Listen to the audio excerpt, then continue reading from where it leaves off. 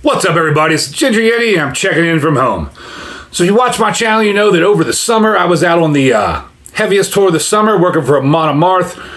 They were out supporting Pantera. And one of the places we went was Utah First Credit Union Amphitheater in Salt Lake City, Utah. Apparently, they gave us, well, not apparently, all these venues give us beers for the backstage, or give the band beers for the backstage. And apparently some of those beers made it onto the crew bus. So at the end of the tour, I was going through all the leftover beers on the crew bus, trying to pull things out that I hadn't had before, hadn't reviewed before, just to get some free reviews in. Because it's always cool to get free beers, right? I found this one right here. Now, unfortunately, we were in Salt Lake City at Utah First Credit Union Amphitheater on August 20th. This is now like December 20th. So it's been quite a few months where this beer sat in the cooler, probably wasn't kept at the best temperature. Then it flew home with me and went into my beer fridge. But that being said, I want to review it anyways. Hopefully it's still good. So the beer I have for you is RoHa Brewing Project False Prophet Hazy IPA. Like I said, they're out of Salt Lake City, Utah. It's a 7% alcohol IPA.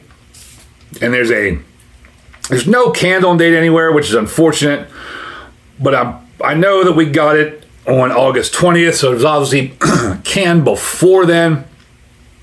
So I would guess this was probably, maybe, if we're lucky, canned at the beginning of August, but maybe even earlier than that. So this beer is at least 6-8 months old, probably. More than likely. But anyways, I'm going to review it. So there is a blurb on the back of the can that is probably pretty easy to read in normal lighting. But I might struggle on it because of my lighting is so amazing in this house. You know, one of these days, maybe I should pick up some lights and actually try to be a professional at this. But I digress here. So, False Prophet Hazy IPA.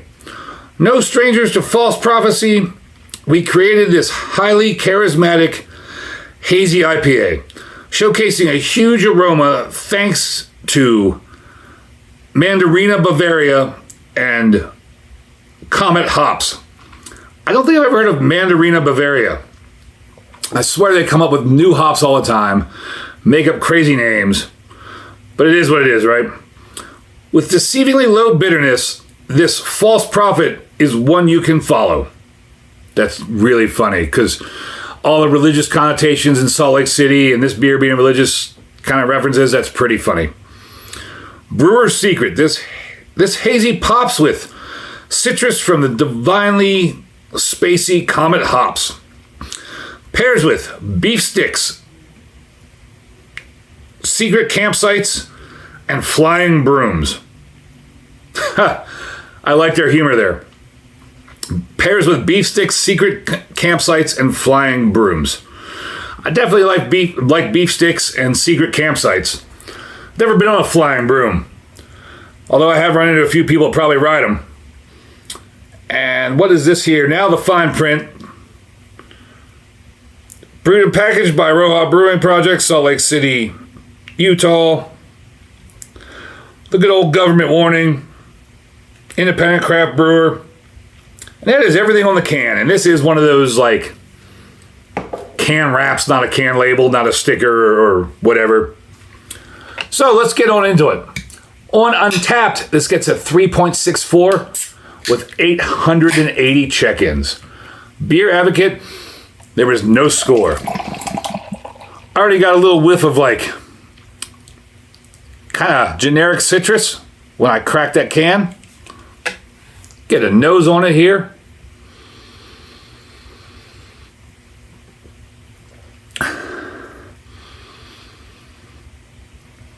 That's odd. That smells like, it's going to sound awful. But that smells like rotten citrus.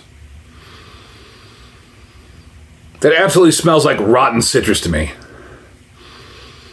You get that like citrusy smell, but it's been rotting, like moldy oranges. It's not something I want to smell in a beer. However, again, as I said in my earlier diatribe, this beer is fairly old. As far as a pier, oh my God, there's tons of floaters. There is lots of sediment floating around in there. I don't know if I should even drink this at this point, but I will. Sacrifice my body for the channel. Lots of floaters in there. This is like a dark orangish yellow. I can't see through it, but I can see tons and tons of floaters. Big one pinky's worth of frothy white head. I don't know if you can see the floaters on camera without the light. Oh my God, what I'm seeing in there, I shouldn't describe, but that is a mess in there. That is tons and tons of sediment, tons of floaters. Hopefully it's just hop sediment and not bubble gut sediment. We're going to find out. Cheers, everybody.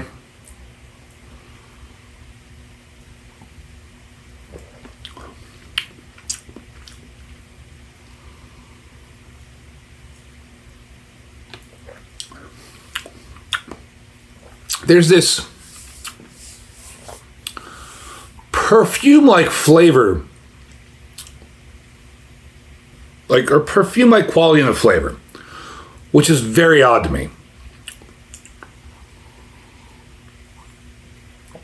I don't know if that's from the age or what, but it's not off-putting. It's not, disgusting. It's just kind of a weird, odd flavor to have.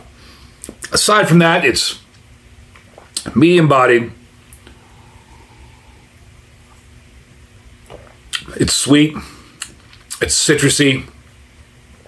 It's like, it has the flavors of like a tangerine or fresh citrus fruit. There's a little hair of almost non-existent bitterness on the tongue after you swallow. No indication of 7% alcohol.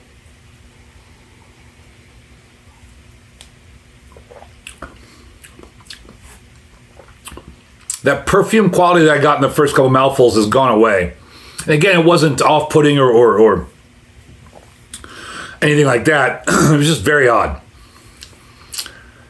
The flavors are really citrus forward, but not so much like sweet citrus or orange citrus.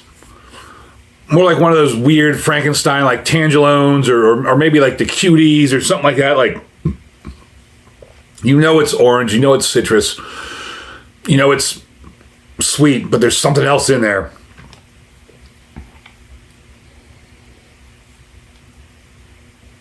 For the age of this beer and all it went through in its travels, this has held up really well. And so on the bus, I'm sure most people aren't familiar with the tour bus. We have ice chests. There are like built-in ice chests. We throw the beers in there. They get filled with ice periodically. Sometimes we have ice, sometimes we don't. Summer tour, ice all melts. Might be 4 or 5 hours before we get more ice. If it's a day off, might not get ice at all until the following show day. So this beer has definitely gone through a lot of temperature changes. And then it sat there doing that for over a month. Then I grabbed it, threw it in my bag, flew home with it, put it in my refrigerator, my beer fridge. So it definitely wasn't handled as properly as it should be. And again, we got it August 20th. So it was definitely canned before then. I'm guessing probably in July. And it is still a really good beer. I'm surprised it held up really well. The floaters scared me. But this is a really crushable, easy to drink, 7% would sneak up on you. You don't taste the alcohol at all beer. False Prophet from RoHa Brewing Project. I give you a big horns up. This is delicious, well done beer that actually stood up to all the travel and temperature changes and age and is still mid-December, still a good, tasty, drinkable beer. Have you had anything from False Prophet? Man, have you had anything from RoHa Brewing Project? Have you had False Prophet? What other SLC beers have you had? I've been lucky enough to be at SLC quite a bit and get a lot of SLC beers. But you don't see a whole lot of them outside of the Utah area. So let me know down below in the comments if you've had this beer, had anything from RoHa Brewing Project. I'd like to pick up some more beers from them. And I'll have to look for them next time I'm in Salt Lake City or the Utah area. If you made it this far in the video, I really appreciate you. Thank you for watching very much. And if you're not a subscriber, hit that subscribe button. It greatly helps me out. I'm coming up on 700. Would like to hit that 700 mark before Christmas. Although this might come out after Christmas, so I don't know why I'm saying that. I'm just going to end it there with embrace the adventure.